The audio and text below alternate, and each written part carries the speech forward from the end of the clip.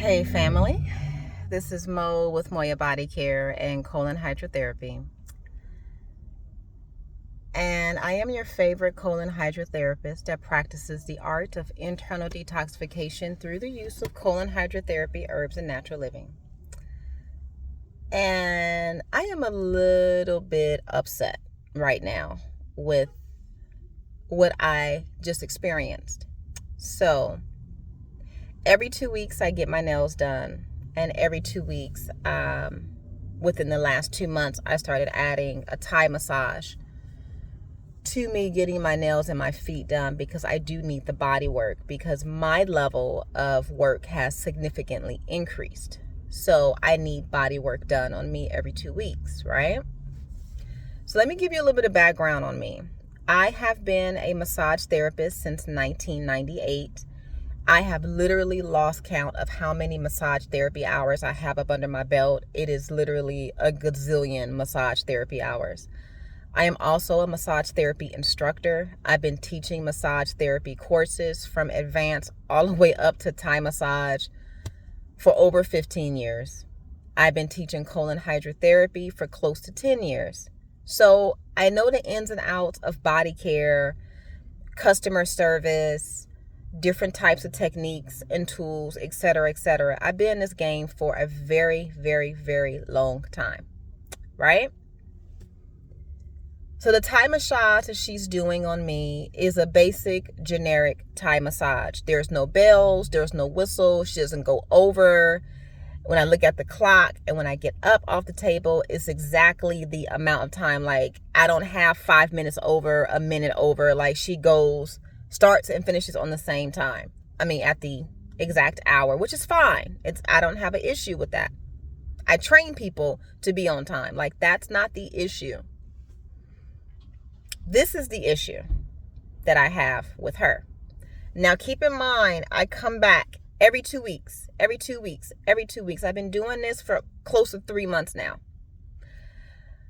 I pay you your service, but I also give you a tip. I think a $10 tip on top of a generic $60 Thai massage is more than feasible, more than doable right now. Like, you don't go above and beyond. You don't do any bells and whistles. It's always the same thing. I'm back every 2 weeks. It's always good. This is where I have an issue with the practitioner that I continue to come back to for the last month, 3 months. I didn't have any cash on me this time, right? So I said, oh, can I Zelle you the money? And she's like, yeah, here's my little thing you scan and you send the Zelle. I always give her a $10 tip. Sometimes more. If I don't have it, I just don't give it. But I always have it, so I always give it. I know the law of reciprocity. I gave her a $10 tip. So when I showed her on Zelle, like, this is where it's coming from, and this is how much I sent, she grabs my hand and she stands up and she's like, oh, $10 tip. And I said, yes, thank you, a $10 tip. I appreciate it. So she leans in a little bit further and she grabs my hand a little bit more and she says, oh, next time, $20 tip.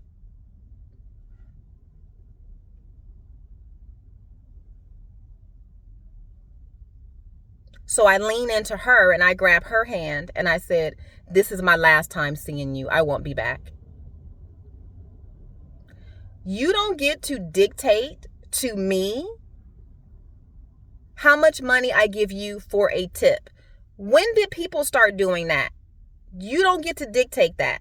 You don't get to dictate how much money goes into your pocket out of my pocket. You don't get to tell me that. Number one. Number two, I'm having a very, very difficult time with this interaction, because here's the thing, and I can only speak from my point of view. As a Black woman, it is very difficult for me to go find a service where, one, people want to touch me, because not everybody want to touch a Black woman. Let me just put it out there. Not everybody want to touch a Black woman. Not everybody want to be of service to a Black woman. And not everybody wants to do their job when it comes to a Black woman being serviced. That's the first thing. And that has been my experience in the last 3 months. Hence the reason I'm over there with her. who is a woman of color. She's not a black woman, but she's a woman of color. Number two, at every angle, for some fucking odd reason, everybody feels that they need to tell a black woman what to do, how to do it, how much money to spend, where to go there, where to go. Stop it. Stop it. It is very difficult for me to find a place where, number one, they know what they're doing. Number two, they physically want to work on my body. And number three, there's no issue with me closing my eyes and surrendering. Like there's not going to be anybody try to fondle me or stick a finger in any orifices that I have, or me being sexually assaulted. Like, do you understand what I'm saying? Like, do you understand why I am so heated right now? The massage that I received from her was pretty much null and void at this point. Again, I am back to square one, trying to find and this is why I run my business the way I run it. This is the reason why I talk to people the way I talk to them. Even if you feel like you are in a space and you can't receive it, I still do my due diligence, especially with people who look like me, because I know what it is to be a person receiving services of color, especially in LA.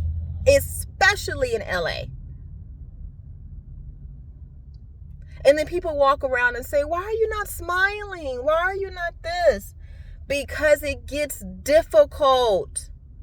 I don't talk a whole lot about the business aspect and all the bullshit I deal with on the back end, trying to keep a business open as a black woman.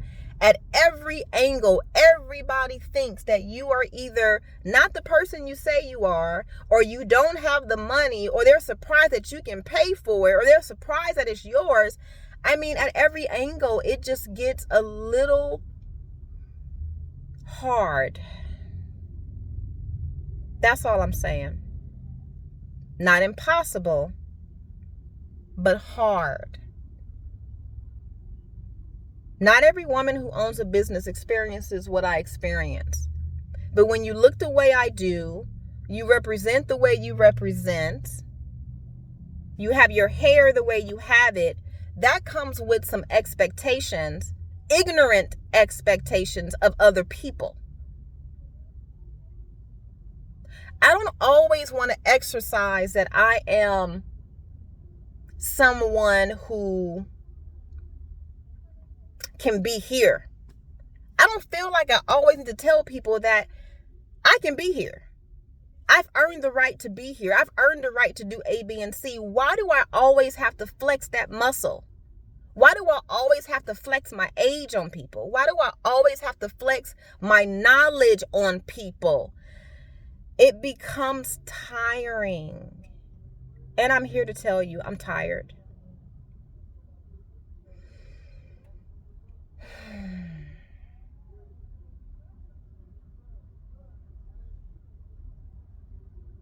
I'm tired. So with that, I'm going to go ahead and get off. I'm going to go home, give myself a lovely bath, and pour into myself like I always do. And I'm going to get ready for Monday to be of high service to my clients for the rest of this beautiful week in the highest vibration possible, even if it is not reciprocated. I can hold my own. Until then.